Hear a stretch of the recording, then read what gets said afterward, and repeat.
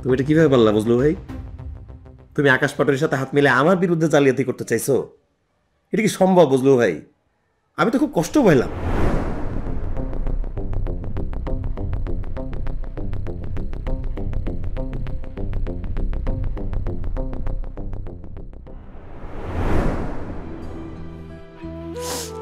আমারে মাফ করে দিস ভাই, আমার ভুল হয়েছে। আমি আসলে কি লোভে পড়ে গেছিলাম।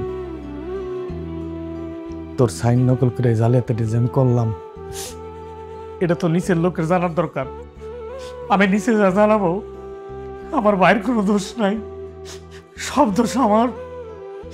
আমি জালিয়াতি করছি আমি। শাস্তি হলে আমার হবে।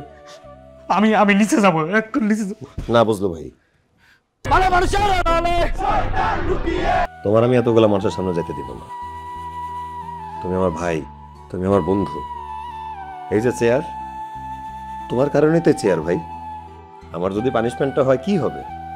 ট্রান্সফার হয়ে যাব, এই চেয়ার হাতছাড়া হয়ে যাবে। আরে হয়ে যাক হাতছাড়া, আমি সবকিছুর জন্য মেন্টালি রেডি আছি। চেয়ার হাতছাড়া করতে পারি, বাইরে হাতছাড়া করতে পারবো না। বুঝলো ভাই, আমি এতগুলা মানুষের সামনে তোমার ছোট হইতে দিব না। আমি ছোট হইতে দিতে পারি না।